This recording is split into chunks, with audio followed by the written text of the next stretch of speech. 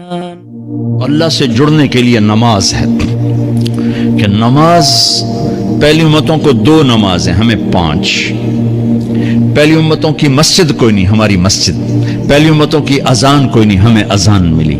اور اذان اتنا بڑا عمل بنا دیا میرے نبی نے کہ آپ نے فرمایا کہ اذان دینے والا قیامت کے دن سب سے اونچے مقام پر کھڑا ہوگا۔ حضرت علی فرمایا کرتے تھے کاش میں اللہ کے نبی سے حسن حسین کے لیے مسجد نبوی کی اذان مانگ لیتا، یہ حضرت علی فرمایا کرتے تھے۔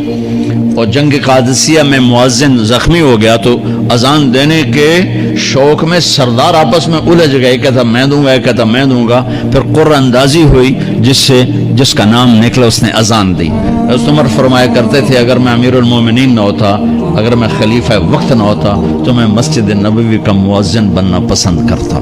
کسی کو اذان نہیں ملی، ہمیں اذان۔ پہلا مؤذن بلال بنا، پہلے مؤذن اللہ نے بلال کو یہ عزت عطا فرمائی۔ دنیا میں یہ ہے اور آخرت میں یہ ہے کہ میرے نبی نے فرمایا کہ جب جنت میں جانے کا وقت آئے گا نا تو جنت کی میرے لیے سواری لائی جائے گی، میں اس سواری پہ بیٹھوں گا تو اس کی جو وہ رسی ہوگی نا وہ ایسے نیچے گر جائے گی، نیچے گرے گی۔ اس رسی کے یعنی اس کی جو لگام ہوتی ہے نا وہ نیچے گرنے کا مطلب ہے یہ ایسے نیچے گر گئی۔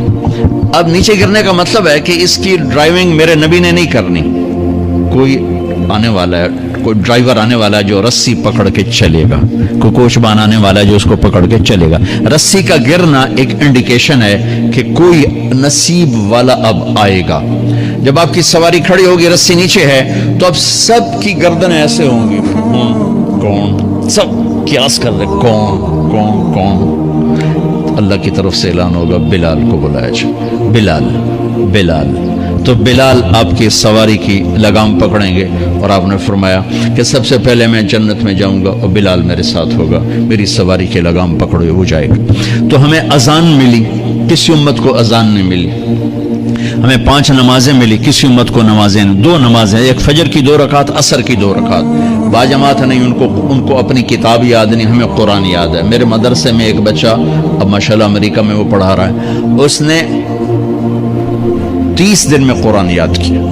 صبح یاد کرتا تھا، شام کو تراویح میں سناتا تھا۔ میرے مدرسے کا بچہ ہے، صبح بیٹھ کے مغرب تک پورا ہے سپارہ یاد کر کے اور عشاء کو تراویح میں سنا دیتا تھا۔ اللہ نے میں ایسا قرآن دے دیا کہ 1 مہینے میں بھی یاد ہو جاتا ہے۔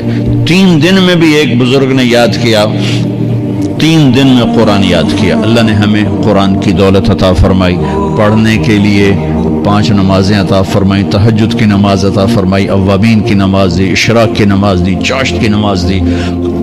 نماز کے کتنے دروازے کھول دیے۔ اور میرے نبی کی آخری نصیحت تھی میری امت نماز نہ چھوڑنا، نماز نہ چھوڑنا، نماز نہ چھوڑنا۔ اور اس 14 صدی میں کوئی موقع ہے نماز چھوڑنے کا تو وہ میرے نبی کے نواسے کی کربلا کا ہے کہ جب ظلم بھی انتہا پر تھا اور مظلوم بھی اپنی آخری حدوں پر تھا، اور کائنات نے نہ ایسا ظلم دیکھا، نہ ایسے مظلوم دیکھے، نہ ایسی پاکیزہ ہستیاں دیکھی، نہ ایسے درندے دیکھے۔ تو سورج ڈھلا، نماز کا وقت ہوا ہے تو آپ نے سبحان اللہ، آپ نے زہیر سے فرمایا کہ شمر سے کہو نماز پڑھنے دے، نماز پڑھنی ہے، امت کو پیغام دینا ہے کہ یہ کسی حال میں چھوڑنے کا کام نہیں ہے۔ تو انہوں نے آگے بڑھ کے شمر سے کہا نماز پڑھنے دو، انہوں نے کہا نہیں نماز نہیں پڑھنے دیں گے، ہماری تلوار چلے گی۔ انہوں نے واپس آ کر کہا جی وہ کہہ رہے ہیں ہم جنگ نہیں روکیں گے، تلوار چلے گی۔ تو پھر یہ نہیں فرمایا اچھا چلو ٹھیک ہے سر دیو، فرمایا اچھا آدھے نماز پڑھو آدھے جنگ کرو۔ آدھوں نے نماز پڑھی، آدھوں نے جنگ کی۔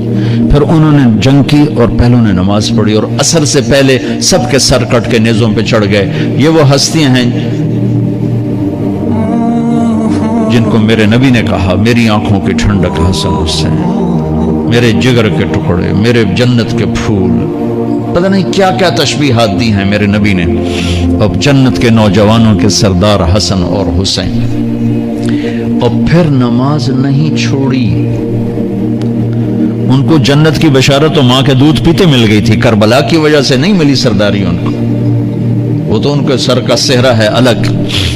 ان کو سرداری جنت کے ملی ماں کا دودھ پیتے ہوئے کہ جنت کے نوجوانوں کے سردار ہیں حسن اور حسین۔ نماز نہیں چھوڑی میرے عزیزو، نماز نہ چھوڑو۔ اللہ کا شکر ہے میں آپ بچوں کو دیکھ کے مجھے اپنا کالج کا دور یاد آ رہا ہے. ہمارے دور میں ایک نعیم الدین صاحب گورنمنٹ کالج لاہور میں تبلیغ کا کام کرتے تھے اور وہ اکیلے ہی نماز پڑھتے تھے, کوئی نمازی نہیں ہوتا تھا